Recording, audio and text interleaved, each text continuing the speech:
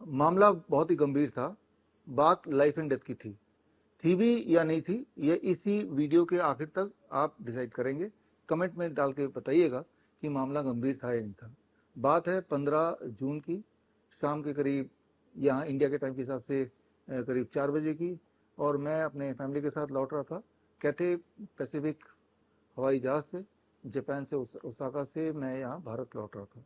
अभी 4-5 घंटे का सफर बाकी था इंडिया में लैंड होने से पहले की बात है। मेरे पीछे वाले सीट, 2 सीट छोड़ के एक बुजुर्ग महिला और आदमी बैठे थे, और अचानक से एक आवाज आई, बड़ी जोर से ग्राउलिंग आवाज गूंजने लगी पूरे हवाई जहाज में, और इसे इपिलेप्टिक क्राई बोलते हैं। जोर से सब लोग अचानक एकदम घबरा गए, और एक पैनिक का सिचुएशन आ गया। क्योंकि मेरे जस्ट पीछे के पीछे ही थे, तो मैं उठ के जरा जाके देखा कि क्या इमरजेंसी सिचुएशन हो गई। और जैसे ही मैंने देखा तो मैंने पाया कि लगभग 70 साल का कोई अमेरिकन ऐसा लगा पैसेंजर था, और उसको इपिलेप्सी का दौरा पड़ा हुआ था उस वक्त। और फिर थोड़ा और मैंने ध्यान से देखा तो मैं समझ गया कि मामला गंभीर नहीं है, it is matter of few second. और साथ में उल्टी भी हो रही थी, और ग्राउलिंग साउंड तो बड़े तेजी से गूंज ही रहा था। तो ये सिचुएशन थी, और पैनिक का माहौल था। और अब माहौल ये था कि उसी वक्त जो अटेंडेंट वहाँ के एयर होस्टेस वगैरह सब इकट्ठे हो गए, और साथ में बाई चांस उस फ्लाइट में एक डॉक्टर थी, वो भी पीछे से करीब 15-20 सेकंड के बाद वो आने लगी। और जो साथ में को पैसेंजर थी, यानी कि शायद उनके साथ जो और थी, वो भी बुजुर्ग थी, वो हालत देख के रोने लगी। और वो इंसान तो फिट्स के उसमें पड़ा ही था, और आवाज़ तेजी से हो ही रही थी, और उल्टी भी हो रही थी। ये मामला था। तो जो खुसर फुसर चल रही थी, तो ऐसा लग रहा था कि भाई वो ये बात कर रहे हैं कि ये इंसान बचेगा नहीं, जो आपस के जो पैसेंजर बात कर रहे थे। और जब मैंने ध्यान से देखा तो मुझे समझ आ गया उनके फिट्स के जो सिम्टम्स है कि ये it will last for few seconds, और उसके बाद अपने आप ही ठीक हो जाना है और कुछ भी नहीं होना है। लेकिन वहां जो तैयारी थी, सोच के देखिए, कैथे पैसिफिक एक इंटरनेशनल एयरलाइंस के फ्लाइट के अटेंडेंट्स, और ऊपर से बाई चांस एक पैसेंजर डॉक्टर, जो कि उस वक्त इनिशिएटिव लिया कि इस इंसान को थोड़ा कंफर्ट किया जाए। तो कंफर्ट क्या किया जाए, तो कोई अटेंडेंट हवा करने लगे, और एक अटेंडेंट बर्फ लेकर उसके सिर पे लगाने लगा, वो डॉक्टर उसके नब्ज पकड़ने लगी। ये सारा चल रहा था। माहौल बहुत ही ज़्यादा जानलेवा सा दिख रहा था। और जो को पैसेंजर थी उनके साथ बुजुर्ग महिला, वो तो रोने ही लगी, जोर जोर से रोने लगी। तो दो आवाज़ें अब आने लगी, एक उस महिला की रोने की आवाज़ थी, और साथ में वो बुजुर्ग जिनको फिट्स पड़े थे उनके इपिलेप्टिक क्राई जिसे बोलते हैं, वो एक साउंड थी। और साथ में वॉमिट हो रहा था, तो उसकी एक जो स्मेल होती है वो भी पूरे हवाई जहाज में फैली हुई थी। तो एक पैनिक था, और छोटे छोटे बच्चे, मेरी बेटी भी थी, और शायद वो सो रही थी, उसको ज़्यादा कुछ पता नहीं चला होगा, या पता चला भी होगा तो उसने पता नहीं इग्नोर किया कि नहीं। लेकिन मैं देख रहा था बच्चे भी बहुत सारे जो घबराए हुए थे कि ये क्या हो गया, क्या हो गया। ऐसा लग रहा था कि लाइफ एंड डेथ का मामला है, ये बचेगा कि नहीं बचेगा ये पैसेंजर, ये सब बातें खुसुर फुसुर चल रही थी। और खैर, जैसा होता है फिट्स में, हम तो हजारों पेशेंट्स को देखते ही हैं। खास तौर पे ऑटिज्म के बच्चे, एडीएचडी के बच्चे, they are more prone to fits. उनमें फिट्स बहुत ही कॉमनली पड़ता है, और पिछले 1 सालों में 5,000 से 6,000 के करीब ऐसे बच्चों को हमने फिट्स से बाहर निकाला, उनके फिट्स की संभावना को कम किया। और फिर जब हो जाते हैं उस वक्त भी क्या करना है उसको हॉल्ट करने के लिए, वो सारा कुछ ये हम करते ही आए हैं। तो इसीलिए, क्योंकि फिट्स के हजारों पेशेंट देख चुका था, तो मुझे पता चल गया कि ये मामला कुछ सेकंड का है, और कुछ सेकंड के बाद वो फिट्स चला जाएगा, and everything will be normal. हुआ ये हुआ भी यही कि वो कुछ सेकंड का मामला था। फिर उसकी जो ग्राउलिंग साउंड थी, जो एक इपिलेप्टिक क्राई था, वो बंद हो गया। वॉमिटिंग उसके थोड़ी देर बाद वो भी बंद हो गई, और थोड़ा वो सुस्त पड़ गए वो बुजुर्ग आदमी। और लेकिन पूरे फ्लाइट में अगले जितने भी देर तक फ्लाइट चली, 3-4 घंटे, पैनिक का माहौल बना रहा। और वो जो अटेंडेंट थे, लगातार जब तक फ्लाइट उतरी नहीं, बर्फ सिर पे लगा रहे थे और हवा कर रहे थे, ये सब चलता ही रहा। और जब फ्लाइट उतरी तो अल्टीमेटली वो सज्जन उठे, और बाकी पैसेंजर की तरह खड़े होके निकल लिए। ये सारी कहानी मैं आपको क्यों बता रहा हूँ? ये सारी कहानी मैं इसलिए बता रहा हूँ क्योंकि ये मामला जो दिखने में बहुत भयानक लगता है जब किसी को फिट्स पड़ जाता है, खास तौर पे एक बंद माहौल में। और लेकिन ये मामला उतना भयानक नहीं था। इनफैक्ट ये कुछ भी भयानक नहीं था, ये एक नॉर्मल एपिसोड था, और वो जिनको फिट्स पड़ता है उन्हें पता ही है। लेकिन क्योंकि नॉलेज की कमी थी, ये एक्सपेक्ट करते हैं और उनको ट्रेनिंग भी होती है फ्लाइट स्टीवर्ड्स को, अटेंडेंट को, कि हर तरह के फर्स्ट एड उनको सिखाया जाता है। एक डॉक्टर को भी आप एक्सपेक्ट कर सकते हैं कि एक ट्रेनिंग होती है कि फर्स्ट एड में, इमरजेंसी में क्या करना और क्या डूज एंड डोंट्स हैं, ये सब बताया जाता है, ऐसा आप मान के चलते हैं। जबकि वहां के माहौल को देख के, ऐसे पहले भी माहौल मैंने कई सारे देखे हैं, मैं एक एपिसोड में इसलिए बता रहा हूँ क्योंकि ये रिसेंट बात है, पिछले हफ्ते की बात है, जब मैं जापान से वापस लौट ही रहा था। तो होना ये चाहिए था कि जो फ्लाइट अटेंडेंट है या फिर कोई भी, अगर वो पैसेंजर डॉक्टर भी है, उनको लोगों को शांत करना चाहिए था कि भाई ये मामूली से फिट्स है, अभी ठीक हो जाएगा, और आश्वासन देना चाहिए था, और जो मरीज है उनको उनके हाल में ही छोड़ देना चाहिए था। That should be the thing, क्योंकि ये अपने आप ही रिजॉल्व होता है, और रिजॉल्व होने के बाद सब कुछ नॉर्मलाइज हो ही जाता है। तो ये थोड़े से सेकंड की बात है। लेकिन इसके विपरीत हुआ क्या, जब तक फ्लाइट लैंड नहीं किया, सारे पैसेंजर्स का अटेंशन सिर्फ उस पेशेंट पे ही था जो कि ठीक हो चुका था, और उस पर लगातार हवा किया जा रहे थे, और बाकी जो अटेंडेंट वगैरह थे, जो फ्लाइट स्टीवर्ड्स वगैरह थे, जो एयर होस्टेस थे, वो भी उसके आसपास ही खड़े होकर भीड़ जमा करके कि मानो कि सब के सब कुछ ना कुछ करने में लगे जिसकी कोई भी आवश्यकता थी नहीं। ये सारी बातें मैं इसलिए बता रहा हूं क्योंकि ये जो सिचुएशन है, ये सिचुएशन कभी भी किसी को भी किसी के साथ आ सकती है। सिर्फ फिट्स की बात नहीं कर रहा हूं, कई तरह की मेडिकल इमरजेंसीज ऐसी होती हैं जिनमें दिखने में भयानक होती हैं, लेकिन उसमें मामूली से बदलाव, जैसे करना ये चाहिए, अगर फिट्स को वहीं रोकना है तो आप कुछ खास एक प्रेशर पॉइंट है, जैसे यहाँ पे अगर ठीक से आप 3 kg के प्रेशर से आप 2 मिनट के लिए दबा दो तो पेशेंट को काफी रिलीफ मिल जाता है, या वो हॉल्ट होने लगता है। या कोई तीखी चीज अगर स्मेल कर ले पेशेंट उसी वक्त, तो हाथों हाथ वहीं हॉल्ट होने लग जाता है, फिर वहीं पे हॉल्ट हो जाता है, और जो सिम्टम्स थे वो भी वहीं पे खत्म हो जाते हैं। छोटी सी बात है, लेकिन ऐसा लगा मुझे कि ये सारी बातें ना तो उस डॉक्टर को पता थी, और फ्लाइट में जो पैसेंजर थे उनको तो पता होने का सवाल भी नहीं है, और वो जो स्टीवर्ड्स थे या फिर जो एयर होस्टेस थे उनको भी इस चीज की ट्रेनिंग नहीं थी, जबकि फिट्स आजकल बहुत कॉमन होता जा रहा है। तो यहाँ पे जरूरत है एजुकेशन की, नहीं तो पैनिक में एक पेशेंट का नुकसान भी कर सकते हैं। जिस चीज की पेशेंट को जरूरत नहीं है, जबरदस्ती वो चीज करेंगे तो पेशेंट को नुकसान भी होगा। तो ये सारी चीजें मैं इसलिए बता रहा हूँ क्योंकि ये चाहे वो फिट्स बोले, या किसी का हाथ अचानक टूट गया, किसी का पैर में चोट लग गई, जो कोई भी ये नहीं बोल सकता कि मैं तो बिल्कुल इमरजेंसी प्रूफ हूँ, मुझे किसी तरह का कोई मेडिकल इमरजेंसी आ ही नहीं सकती या मेरे आसपास नहीं आ सकती। ये तो कभी भी किसी के साथ हो सकता है, लेकिन अगर राइट नॉलेज अगर करेक्टली पता हो तो इंसान पैनिक नहीं करेगा, नंबर वन। नंबर टू, इंसान कुछ ऐसा करेगा जिससे उस पेशेंट की या उस विक्टिम की उस वक्त मदद की जा सके, ताकि वो वाली सिचुएशन को बड़ी जल्दी आसानी से काबू में लाया जा सके।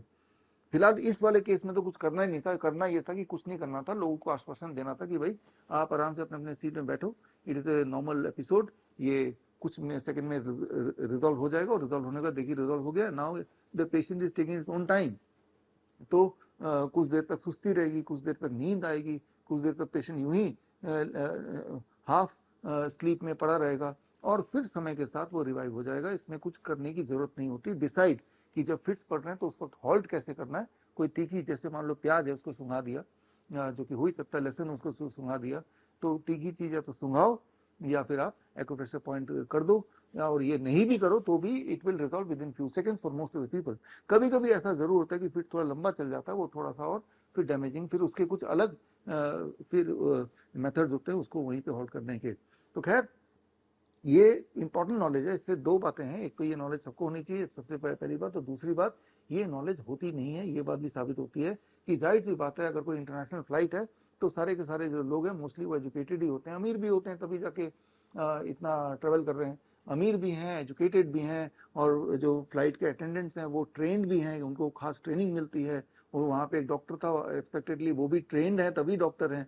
लेकिन कोई काम, किसी की कोई नॉलेज काम नहीं आई, इनफैक्ट उससे उस पेशेंट की, यानी कि विक्टिम की, और विक्टिम के साथ जो को पैसेंजर थे उनका पैनिक और बढ़ गया, क्योंकि सब लोगों के एक्शन से यही प्रतीत होने लगा कि इंसान की हालत गंभीर है, अब न जाने कब इसकी मौत सामने हो जाएगी। बस इतना सा नहीं हुआ कि भाई हवाई जहाज हो, यह भी था कि कहीं जल्दी से कहीं लैंड करा लेते हैं, जबकि करना क्या था, करना यह था कि कुछ भी नहीं करना था।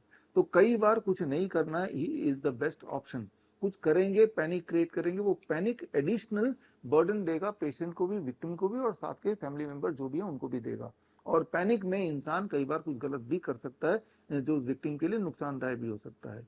तो इससे एक सबक तो आपको मिलता है कि कभी भी अगर आपके साथ या आपके अपनों के साथ कुछ भी हो जाएगा तो आसपास के लोग हैं, मोस्टली आप याद रखिए, उनको इमरजेंसी में कैसे हैंडल करना है, चाहे वो डॉक्टर भी क्यों ना हो, उनको पता ही नहीं है, उनको पता ही नहीं है।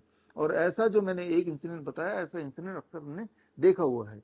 इनफैक्ट जो मैं अपनी बात बता रहा हूँ कि 5,000 से 6,000 ऑटिज्म के बच्चों को जो हमने पिछले 1 साल में डील किया, जिसमें काफी बच्चों को फिट्स पड़ते रहते हैं, और वो भी जब हॉस्पिटल जाते हैं तब भी डॉक्टर्स जो इलाज करते हैं वो ठीक उल्टा ही करते हैं, जिससे उसकी फिट्स की संभावना और बढ़ी जाती है।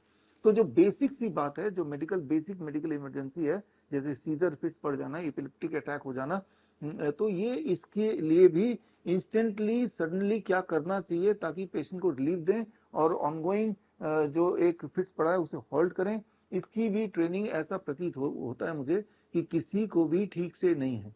और ये सिर्फ मैं एक मेडिकल इमरजेंसी की बात नहीं कर रहा हूँ, ऐसे कई सारे मेडिकल इमरजेंसी हैं जो जब होता है कहीं पे भी किसी भी पब्लिक प्लेस में, तो तब अफरा तफरी मच जाती है, जिससे एडिशनल बर्डन पेशेंट के और उसके फैमिली मेंबर के लिए हो जाता है। होना ये चाहिए कि आजकल जिस तरह से हम हर तरह के एजुकेशन लेते हैं, अब एआई आने के बाद एआई की ट्रेनिंग हम लेते हैं कि कैसे इस नए टूल को यूज करें, या हम पढ़ाई करते हैं अलग अलग सब्जेक्ट्स में ये सोच के कि भविष्य में इसकी पता नहीं कहाँ जरूरत पड़ जाए। अलग अलग भाषाएं सीखते हैं, अलग अलग आप साइंस पढ़ते हैं, मैथ्स पढ़ते हैं, हिस्ट्री पढ़ते हैं, ज्योग्राफी पढ़ते हैं, इसी उम्मीद से ना ये एजुकेशन देते हैं कि इस एजुकेशन की भविष्य में कहीं जरूरत पड़ेगी। लेकिन जो सबसे ज्यादा जरूरी चीज है दैट इज लाइफ। लाइफ में अगर मेडिकल इमरजेंसी हो तो इसकी भी तैयारी क्या हमने की है? हमने तैयारी नहीं की, हमने सोचा ये काम हमारा नहीं, किसी डॉक्टर का है। क्या उस डॉक्टर ने तैयारी की है? क्या आपको लगता है कि कोई डॉक्टर मेडिकल इमरजेंसी ऐसे हैंडल कर सकता है? तो खैर आप ही अपने तरफ से जितने सारे डॉक्टर्स को आप जानते हैं, इस वाली सिचुएशन को बताइए कि आप अगर आपकी आंखों के सामने किसी का को फिट्स पड़ जाए तो उस वक्त उस फिट्स को कैसे होल्ड करेंगे, उस डॉक्टर से पूछिए। तो आप जवाब देख के हैरान हो जाएंगे। वो सिर्फ इतना बोलेगा एम्बुलेंस ले आओ और उसको हॉस्पिटल ले जाओ।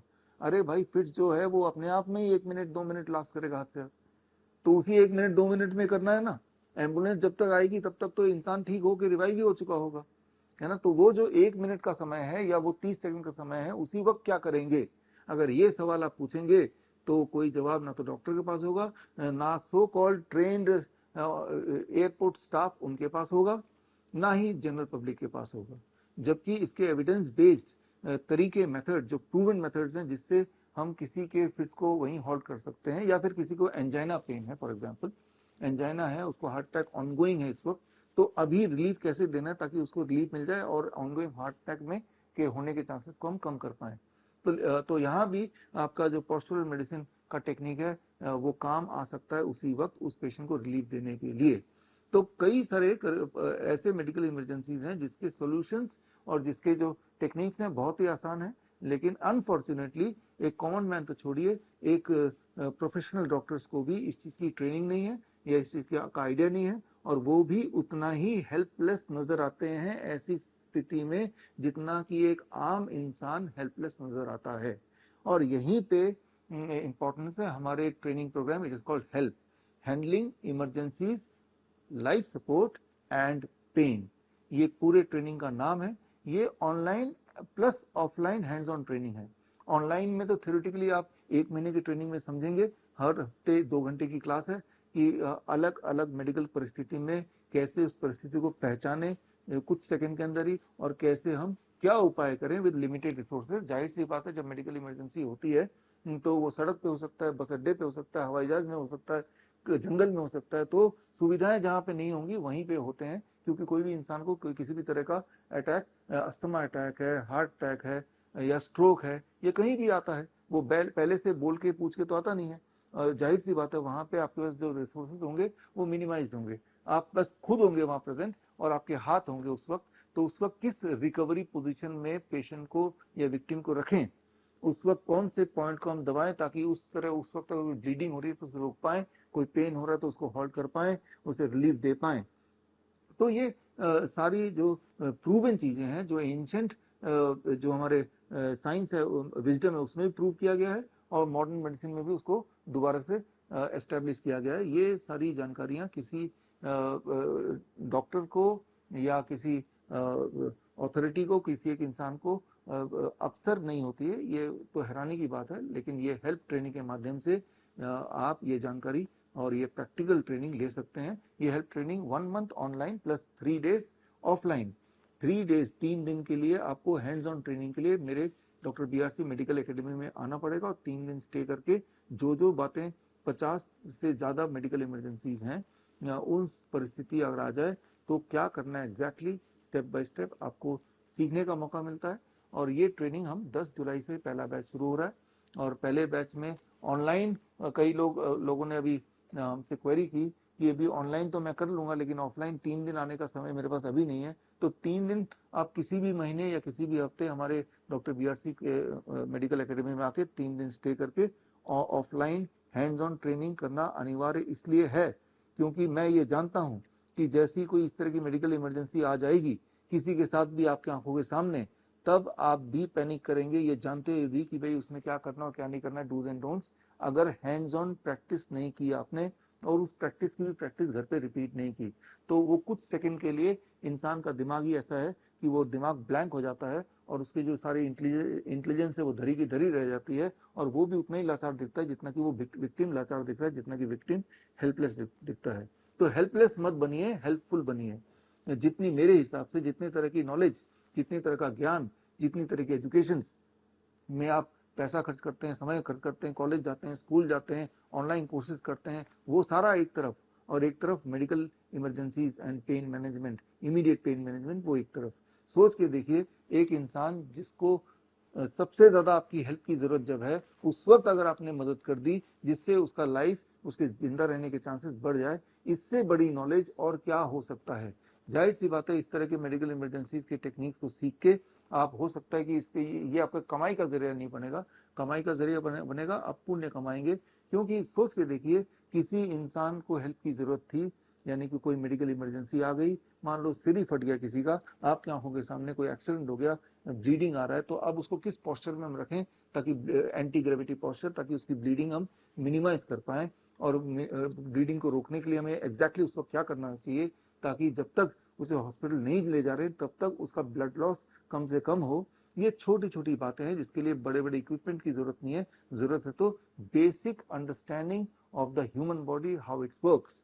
आपको ये समझना पड़ेगा, जैसे कि मैं अभी बैठा हूं, आप भी हो सकता है बैठ के वीडियो देख रहे हैं, तो इस वक्त हमारी ग्रेविटी काम कर रही है जो नीचे ब्लड को खींच रही है, और लेकिन हमारा हार्ट काम कर रहा है जो ब्लड को ग्रेविटी के अगेंस्ट सिर तक पहुंचा रहा है। तो ये एक ब्लड सर्कुलेशन चल रहा है। इस ब्लड सर्कुलेशन की ठीक से नॉलेज होने से आप ये समझ जाएंगे कि किसी भी परिस्थिति में हम बॉडी को मैन्यूवर करके ग्रेविटी का ध्यान में रख के उस पेशेंट को कैसे रिलीफ दें, चाहे वो कोई पेन सिचुएशन में से गुजर रहा हो, जैसे एंजाइना पेन हो गया हो, या कोई किसी फ्रैक्चर किसी का हो गया हो, या हेड इंजरी किसी की हो गई हो, या फिर फॉर दैट मैटर किसी को कुत्ते ने काट लिया हो, तब भी हम क्या करें कि उसकी ब्लड की सर्कुलेशन को थोड़ी देर के लिए हॉल्ट किस तरह से हम रीरूट करें या किस तरह से मिनिमाइज करें ताकि उसमें जो डैमेज है वो कम से कम हो, या जो पॉइजन है वो कम से कम स्पीड से फैले, या पॉइजन से पहले ही हम क्या इंटरवेंशन करें ताकि इंटरनल डैमेज को हम मिनिमाइज कर पाएं। तो ये सारी जो बातें हैं इसके लिए आपको अलग अलग साइंसेस को अंडरस्टैंड करने की जरूरत है, चाहे वो मॉडर्न मेडिसिन के साइंस को अंडरस्टैंड करने की जरूरत हो, चाहे वो एक्यूप्रेशर का जो साइंस है उसको अंडरस्टैंड करने की जरूरत हो, चाहे वो पोस्टल मेडिसिन की बात करें या फिर आयुर्वेदा के टेक्स्ट की बात करें, इन सब के इंटीग्रेशन से, इसे हम बोल सकते हैं रियल सेंस में integrated medicine in emergency. Emergency के सिचुएशन में इंटीग्रेटेड मेडिसिन जिसमें आपके हाथ, आपके हाथों का प्रेशर, उस इंसान के बॉडी का पोस्चर किस तरह से अलाइन करना है, ये सारे मुख्य रोल प्ले करते हैं। और जब तक ये कर रहे हैं तब तक आसपास जो भी हमारे पास चीजें उपलब्ध हैं, वो पानी, गर्म पानी हो सकता है किसी केस में, वो ठंडा बर्फ हो सकता है किसी केस में, वो कोई पट्टी हो सकती है जो अपने कपड़े से आप बना सकते हैं, और उसी वक्त कैसे हम पेशेंट या उस विक्टिम की जान बचाएं, या उसका ब्लड लॉस को रोकें, या उसके इंटरनल डैमेज को होने से रोकें या मिनिमाइज करें।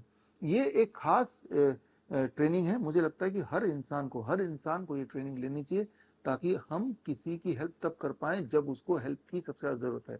लेकिन ऐसी परिस्थिति में अगर आप कभी आपके आसपास हुआ होगा तो आपने एक ही चीज देखी होगी कि इंसान तड़प रहा है सड़क के बीच में, लोग उसका वीडियो बना रहे हैं, हद से कोई एम्बुलेंस बुला रहा है, that is the only thing. या भीड़ इकट्ठे है, भीड़ उसको घेर के खड़ी है, लेकिन उसको इंटरवेंशन क्या हो रहा है सिवाय हवा पानी देने के, वो आपको कहीं होता हुआ नहीं दिखेगा। क्योंकि वो नॉलेज बहुत क्लियर कट किसी के पास भी नहीं है। कोई अगर एलोपैथी का डॉक्टर है, उसको एलोपैथी वाली नॉलेज हो सकती है, कोई एक्यूप्रेशर का डॉक्टर है तो एक्यूप्रेशर की नॉलेज हो सकती है, लेकिन इंटीग्रेशन कैसे करें इनका to get the best output within the few seconds और फ्यू मिनट्स, उसी वक्त पहले कुछ मिनट जिसे आप गोल्डन आवर कहते हैं, उसी वक्त हमें इंटरवीन करना है। तो ये खास आप इमरजेंसी प्रैक्टिशनर बन सकते हैं। तो ये हमारी जो ट्रेनिंग है, इस ट्रेनिंग में अगर आप रजिस्टर करना चाहते हैं तो bishrup.com/help में जाके आप रजिस्टर कर सकते हैं। और रजिस्टर करने के बाद जो लोग 30 जून से पहले रजिस्टर करेंगे उनके लिए कई सारे बेनिफिट्स हैं, वो आप लिंक में जाके bishrup.com/help में जाके देख सकते हैं। और 30 June is the last date for this first batch. First batch का मतलब ऑनलाइन तो आप इमीडिएटली ज्वाइन कर लीजिए, ऑफलाइन में पहला बैच जो होगा वो 10, 11, 12 जुलाई को होगा पहला batch in our doctor BRC medical academy. हमारा मेडिकल एकेडमी दिल्ली एयरपोर्ट से करीब 1.5 घंटे के रास्ते पे है, समालखां में है, और यहाँ आके 3 दिन आप मेरे साथ समय बिताएंगे। पहले बैच में, एक बैच में करीब 24 लोगों का एक बैच होगा, 24 लोगों का, और ज्यादा, और हर हफ्ते या एक हफ्ते छोड़ छोड़ के हम नया बैच बनाएंगे। पहले बैच में मैं खुद रहूंगा और उसके बाद बाकी बैचेस में हमारे जो ट्रेन डॉक्टर्स हैं, इमरजेंसी एक्सपर्ट्स हैं, वो एक्सपर्ट्स रहेंगे और आपको ट्रेनिंग देंगे। तो अगर आप पहले बैच में आते हैं तो एक अपॉर्चुनिटी है मेरे लिए भी और आपके लिए भी एक दूसरे से मिलने का। बट एक चीज तो तय है कि मेरे हिसाब से कि दुनिया की जितने तरह की नॉलेज एजुकेशन आपने ली है, किसी ने कॉमर्स पढ़ा है, किसी ने लॉ पढ़ा है, किसी ने इंजीनियरिंग पढ़ी, किसी ने डॉक्टरी पढ़ी है, मेडिकल पढ़ा है, राइट, या अलग अलग भाषाएं आपने सीखी हैं, मैथमेटिक्स आपने सीखा है, फिजिक्स आपने सीखा है, तो उसको अगर हम कंपेयर करें इस वाले नॉलेज से, जो कि 1 महीने के अंदर ये नॉलेज आपके पास आ सकता है, और साथ में श्रीधर यूनिवर्सिटी का आपको सर्टिफिकेट मिलेगा, और साथ में एक आई कार्ड मिलेगा, help emergency practitioners I card, और एक खास help training manual which you will get along with in this training. तो ये आपको कमेंट में ये बताना है कि क्या हम ये मान सकते हैं। मैं तो यही मानता हूं कि एक तरफ दुनिया की सारी नॉलेज और एक तरफ वो नॉलेज, जो नॉलेज आपके लिए या किसी के लिए तब हेल्पफुल होगी जब उस इंसान को हेल्प की सबसे ज्यादा जरूरत है। और बात सिर्फ उस इंसान की नहीं है, क्योंकि वो परिस्थिति जो किसी के साथ भी आ सकती है, आती है, वो परिस्थिति आपके साथ या मेरे साथ भी आ सकती है। मैं ये मान के नहीं चल सकता हूं कि मैं जब रास्ते में निकलूंगा तो मेरे साथ कोई हादसा नहीं होगा, वो मेरी भूल होगी। कोई भी नहीं सोचता कि उसके साथ आज कोई हादसा होने वाला है, उसको हार्ट अटैक आने वाला है आज, या आपको उसको इपिलेप्टिक दौरे आने वाले हैं, या उसको कोई चोट लगने वाली है, तो कोई भी ये नहीं सोचता, लेकिन वो हो ही जाता है। तो अपने लिए भी अगर ये नॉलेज हो तो किसी भी मेडिकल परिस्थिति में, चाहे वो इमरजेंसी मेडिकल कंडीशन हो, एक्यूट कंडीशन, या कोई पेन वाली बात हो, तो उस वक्त, या मान लो कोई कुत्ते ने आके काट लिया आपको, कोई कीड़े ने आपको काट लिया, तो ये परिस्थिति तो आ ही सकती है। लेकिन ऐसी परिस्थिति में अपने डैमेज को मिनिमाइज कैसे करेंगे, उस वक्त क्या करेंगे आप? उस वक्त के लिए आपकी तैयारी सिर्फ इतनी है कि एम्बुलेंस बुलाओ, एम्बुलेंस बुलाओ, वो न जाने कब आएगा, और जब आएगा तब तक तो वो गोल्डन आवर आपका निकल ही गया है, जितना डैमेज होना था हो चुका। अब जब आप हॉस्पिटल जाएंगे तो जो इलाज होगा वो मोस्टली एलोपैथी की बेसिस पे होता है। उस पर कितना भरोसा कर सकते हैं आप, कर भी सकते हैं कि नहीं? मुझे लगता है कि ये सवाल मैं पूछूंगा तो आप चौंक जाएंगे कि हम भरोसा कर सकते हैं कि इमरजेंसी में जब हॉस्पिटल जाएंगे तो जो भी इलाज करेंगे उससे उस विक्टिम के वेलफेयर के लिए बढ़िया होगा। इस पे मैंने एक किताब निकाली है, किताब का नाम है मेडिकल सुपरस्टिशंस। ये किताब आप ऑनलाइन अमेजन से, फ्लिपकार्ट से, मीशो से या हमारे वेबसाइट से खरीद सकते हैं। और ये अगर आप बुक पढ़ेंगे तो आपका जो एक विश्वास है करंट इमरजेंसी सिचुएशन को हैंडल करने का, जो हॉस्पिटल का आईसीयू का सिस्टम है, उससे श्योरली उठ जाएगा। और आपको एक बात और कंफर्मली समझ आएगी कि आपको खुद को ही अपग्रेड करना पड़ेगा, आपको खुद को ही एजुकेट करना पड़ेगा, और आपकी तैयारी अपने आप ही खुद से ही करनी पड़ेगी। आप किसी इमरजेंसी, किसी हॉस्पिटल, किसी एम्बुलेंस के ऊपर इस तरह के मेडिकल सिचुएशंस के लिए आप रिलाय कर ही नहीं सकते हैं। Very very clearly I am saying, आप के हो सकते हैं कुछ सवाल हो सकते हैं कुछ डाउट हो सकता है कि आप मेरी बात से सहमत ना भी हों। In all the cases comment section में आप अपने सवाल लिख सकते हैं, आप अपने ओपिनियन लिख सकते हैं। मैं कमेंट खुद पढ़ूंगा और आपको जवाब देने की कोशिश करूंगा। फिलहाल तो मैं यही चाहता हूं कि ये हेल्प ट्रेनिंग का एक हिस्सा बने, और हेल्प ट्रेनिंग के बाद जब आप हेल्प प्रैक्टिशनर बन जाए तो बात वहीं नहीं रुकेगी, आप अपने कम्युनिटी के हेल्प प्रैक्टिशनर और हेल्प ट्रेनर भी बन सकते हैं या बनना चाहिए, ताकि हमारे माध्यम से ये नॉलेज आप तक पहुंचे, आपके माध्यम से आपके सोसाइटी या आप जहां भी रहते हैं वहां भी अगर आप ये ट्रेनिंग कराते हैं तो जरा सोच के देखिए कि आपकी नॉलेज उतने लोगों तक पहुंच गई और ये परिस्थिति कभी भगवान ना करे किसी तरह की मेडिकल इमरजेंसी किसी को आ जाए तो हमारी सोसाइटी एक बेटर पोजीशन पे होगी उस विक्टिम के हेल्प करने के लिए। तो खैर मैं मिलूंगा आपके साथ in the help course on 10th of July online and offline both. तब तक के लिए all the best, thank you, जय। बड़ी से बड़ी बीमारी का आसान से आसान इलाज घर बैठे ही हो सकता है। अधिक जानकारी के लिए कांटेक्ट करें नियरेस्ट डॉक्टर BRC clinic@home।